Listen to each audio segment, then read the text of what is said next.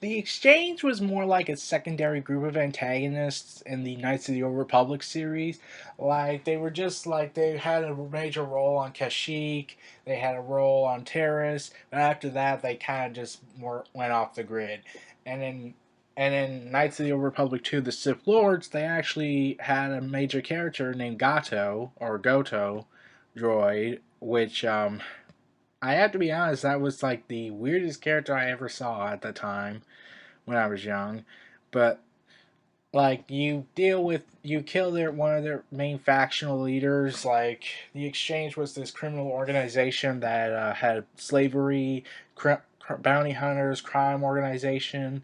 And during the first Jedi Purge, they put a bounty on live Jedi enough to purchase entire planets, apparently. So basically, Jedi's were a rare diamond to get.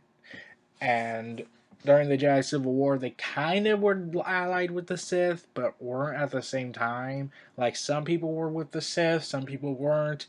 And they had Calo Nord, they had Canis Odo, who later joined with Reverend and the Ebon Hawk crew.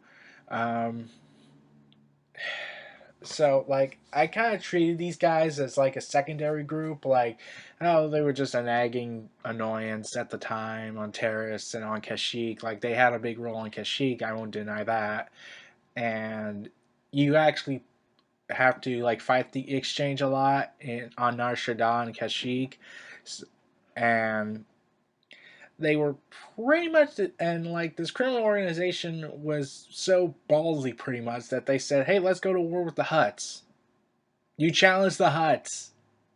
Jabba the Hutt, who's well known thousands of years later after the Exchange fell apart. Um, but yeah, like I never really thought much about this group. It was like, okay, yes, they were an evil organization. They were corrupted in their own way. They reside on human trafficking and drugs and basically your everyday cartel and numerous mafioso group in the real world. But like this group was kind of like if you could cut them out from the game, and trust me, I wouldn't be surprised since Knights of the Old Republic 2 had a ton of cut content. They wouldn't really be much. I'm pretty certain it wouldn't have affected the story. Like, okay, you can make the argument, oh, what about Canderous and Calo Nord?